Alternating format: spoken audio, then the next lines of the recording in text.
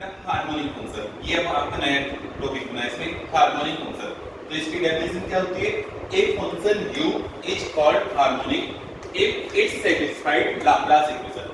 कोई function u आपका harmonic होगा कब? जब वो क्या करे? लाप्लास इक्वेशन सैटिस्फाइड करे। और ये लाप्लास इक्वेशन क्या होती है? लाप्लास इक्वेशन होती है जैसे इसको बोल सकते हैं del square u equal 0, del square u over del x square plus del square u over del y square equals 0।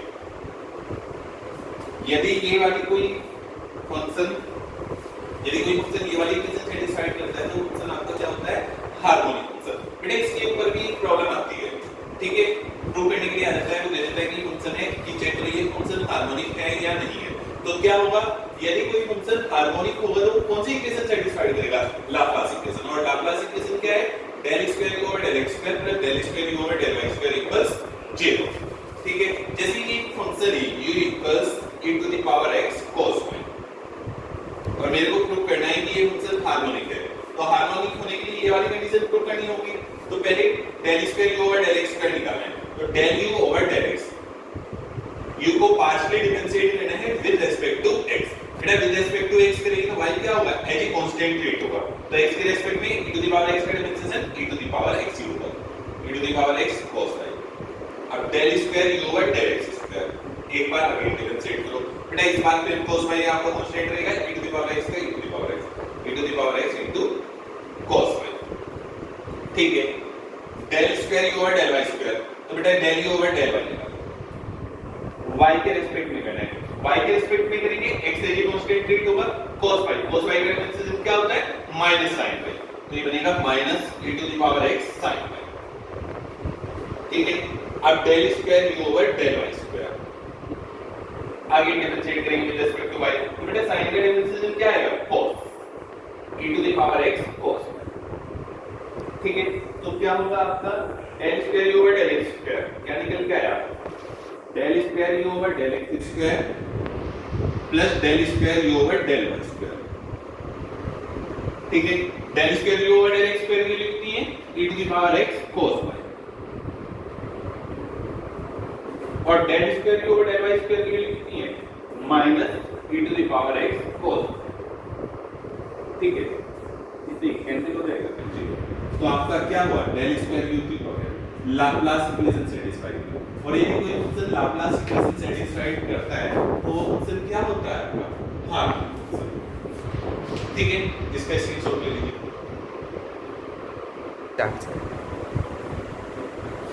ये नोट से आपका इम्पोर्टेंट पॉइंट है। ये कह रहा है if f equals u plus iv is analytic function then u and v both are harmonic function. यदि आपका फंक्शन एनालिटिक है तो u v दोनों क्या होंगे? दोनों हार्मोनिक फंक्शन होंगे। यदि आपका फंक्शन एनालिटिक है तो u and v both are harmonic function. Problem, अब एक चीज आपको याद करो, मैंने आपको पढ़ाया था फर्स्ट सेमेस्टर में टोटल डिफरेंशिएशन, थोड़ा बहुत याद आ रहा होगा। तो ये होता था कि if u is the function of x and y, तब आपका du इक्वल्स होता था del u over del x into dx plus del u over del y into dy। ठीक है? अब यदि इसमें d हमारा यदि फंक्शन एनालिटिक है तो कुछ नहीं मानी इक्वेशन सैटिस्फाई करेगा। तो del u over del x equals तो होता है del v over del y and del v over del x equals होता है माइनस के del u ओवर del। ठीक है? del u over del x की वैल्यू क्या आ जाएगी? del v over del y into dx plus del u over del y कितने में आ जाएगा? माइनस के del u over del x, minus के del v over del x into dx। तो बेटा इसमें ये प्रॉब्लम होगी, आपको v गिवन होगा, क्या फाइंड करना है? u फाइंड करना है। तो ये फॉर्मूला अपना du इक्वल्स होगा del v over del y into dx minus del v over del x into dy। Similarly यदि आपको u गिवन है तो v फाइंड करना है। तो हम भी सेम यही v यदि आपका x y का फंक्शन होगा तो dv इक्वल्स क्या होगा? del v over del x into dx और del v over del y into dy। तो dv इक्वल्स हो जाएगा बेटा आपका del v over del x del v over del x, del v over del x की value कितनी हो गई, माइनस के del v over del y into d x plus del v over del y, del v over del y की value del v over del x, del v over del x into d. यदि आपको u given है और v find करना है, ये बताओ, इसको भी आप नोट कीजिए। अब इसके ऊपर एक दो प्रॉब्लम करा देता हूं आपको। बेटा एक ये प्रॉब्लम है, so that u equals this is harmonic function also find its harmonic conjugate. ये कह रहा है कि एक तो इसको प्रूव करना है कि फंक्शन कैसा है, हार्मोनिक, और इसका हार्मोनिक कॉन्जुगेट निकालना है। एक बार बेटा ये u है, u का हार्मोनिक कॉन्जुगेट होता है v और v का हार्मोनिक कॉन्जुगेट होता है u। ध्यान रखना, u का harmonic conjugate v and v का हार्मोनिक कॉन्जुगेट u। अब मेरे को ये प्रूव करना है कि ये पहले तो क्या होगा, हार्मोनिक फंक्शन होगा। हार्मोनिक होगा तो क्या करेगा, लाप्लास इक्वेशन सेटिस्फाइड करेगा। लाप्लास इक्वेशन क्या होती है, लाप्लास इक्वेशन होती है मेरी del square u over del x square plus del square u over del y square equal 0। मेरे को ये प्रूव करना है। तो first of all del u over del x निकालो। Del u over del x with respect to x आपको partially differentiate करना है। x क्यूब का डिफरेंशिएशन 3x स्क्वायर, बट यहां x का डिफरेंशिएट करेंगे तो x का डिफरेंशिएशन क्या आएगा 1, तो माइनस के 3y square del square u over del x square again partially differentiate with respect to x। बेटा x के रिस्पेक्ट में लेंगे तो क्या आएगा, x स्क्वायर पे 2 आएगा तो ये हो जाएगा 6x, और बेटा यहां x नहीं है तो इसका डिफरेंशिएशन क्या हुआ 0।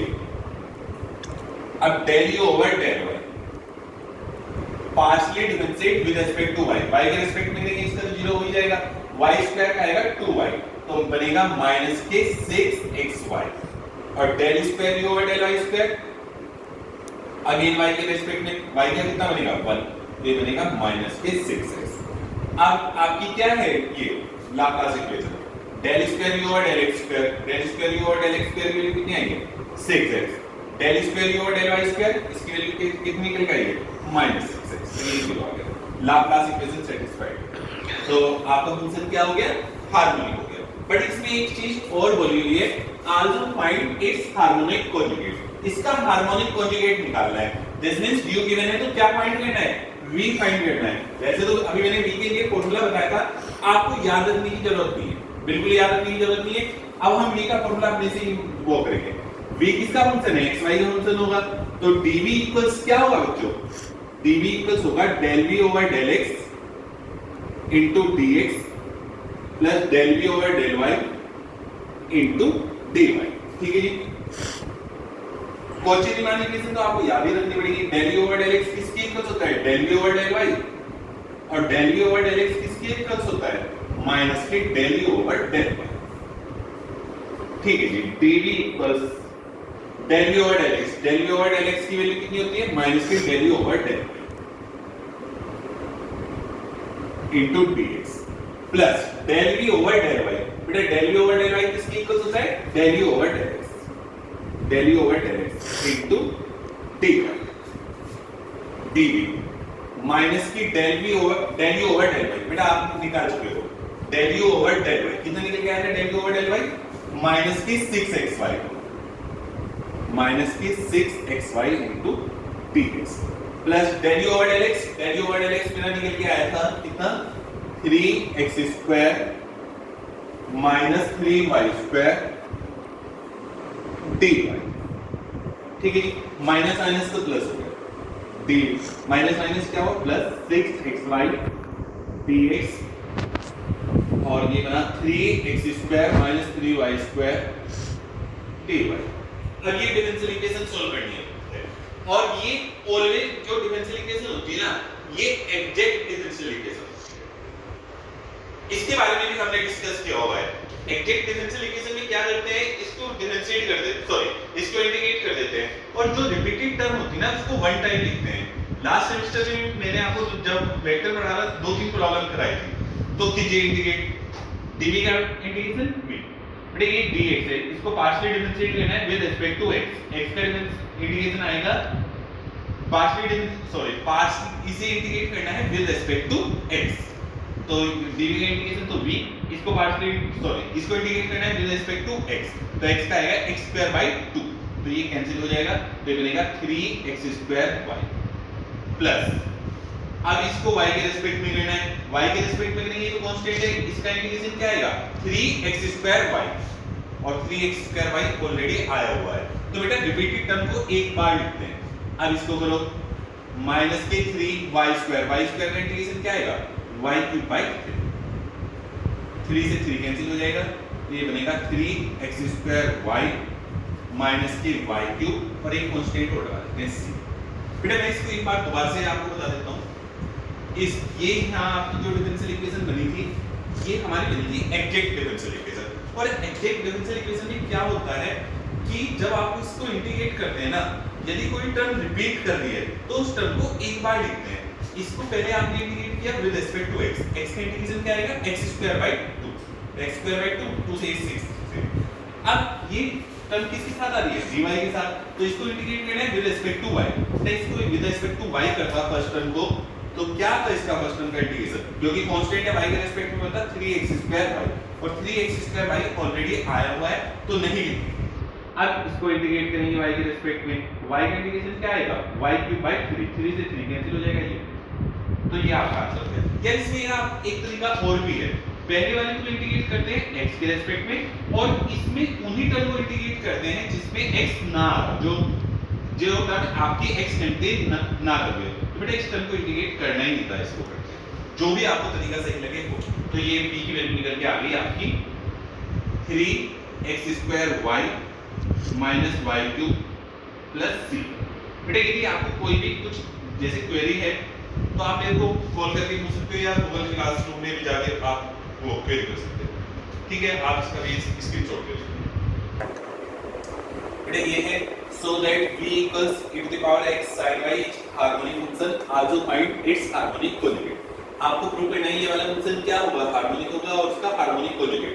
तो बेटा हार्मोनिक के लिए तो आपको क्या करना होगा del square v over del x square plus del square v over del y square equals क्या आना चाहिए 0। देखो del v over del x निकालो, del v over del x v को x के रिस्पेक्ट में डिफरेंशिएट करेंगे तो x के रिस्पेक्ट में e to the power x का तो e to the power x sin del square v over del x square again partially differentiate with respect to x। इसको फिर x के रिस्पेक्ट में करेंगे तो कांस्टेंट की करेंगे ट्रीट होगा और e to the power x का e to the power x, ठीक है।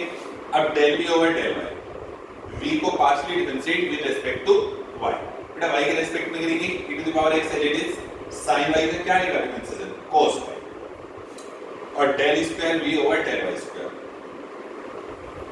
अगेन y के रिस्पेक्ट में, बेटा ये cos y का क्या आएगा डिफरेंशिएशन माइनस के sin y, तो ये बनेगा minus e to the power x sin करना ये यहां से replace del square v over del x square e to the power x sin y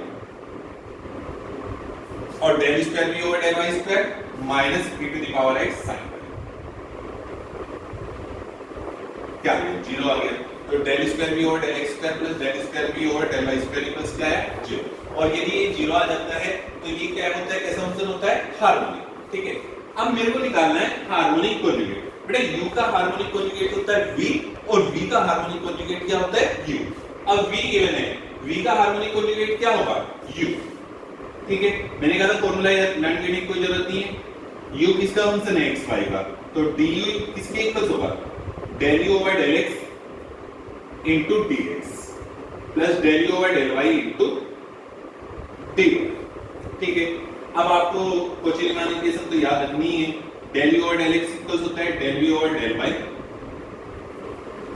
और del v over del x equals होता है माइनस के del u over del y, ठीक है। du equals del u over del x की value कितनी होती है del v over del y into dx plus del u over del y, बेटा del u over del y की value हो जाएगी माइनस के del v over del x, minus के del v over del x into dy du del v over del y, बेटा del v over del y e to the power x cos y into dx और minus की del v over del x, minus की del v over del x ये यहाँ minus आ जाएगा और del v over del x की value e to the power x sin y dy, अब इसको इंटीग्रेट करना है, अभी बताया था कौन सी डिफरेंशियल इक्वेशन होती है, एक्ट। ठीक है जी, कीजिए इंटीग्रेशन। तो du का इंटीग्रेशन u, बेटा इसको किसके रेस्पेक्ट में इंटीग्रेट करना है, विद रिस्पेक्ट टू x। तो x के रेस्पेक्ट में e to the power x का integration e to the power x into cos y। ठीक है, अब इसको इंटीग्रेट करेंगे with respect to y, sin y का क्या आएगा, माइनस cos y, तो माइनस माइनस क्या हो जाएगा, प्लस हो जाएगा। तो ये बन जाएगा e to the power x cos y। ये ऑलरेडी आया हुआ है, तो रिपीटेड टर्म को एक बार लिखते हैं। या दूसरा तरीका मैंने क्या बताया था, इसको तो x के रेस्पेक्ट में करते ही करते हैं, इसमें उसी टर्म को इंटीग्रेट करते हैं जहां x ना आ रहा हो। तो बेटा इस वाले टर्म में तो x आ रहा है, तो इसको करना ही नहीं है इंटीग्रेट, या पूरे को इंटीग्रेट कर देना, और यदि कोई टर्म रिपीट कर रही है तो उसको एक बार लिखना है। तो बेटा ये निकल क्या गया, प्लस एक कांस्टेंट बना देंगे, ये आपका हार्मोनिक कॉन्जुगेट निकल गया। ठीक है, अब इस पे हार्मोनिक के ऊपर बुक में बहुत सारी प्रॉब्लम गिवन है, वो आपको कर लेनी है, असाइनमेंट के अंदर प्रॉब्लम गिवन है वो कर लेनी है। ठीक है, ओके बच्चों, ऑल द बेस्ट।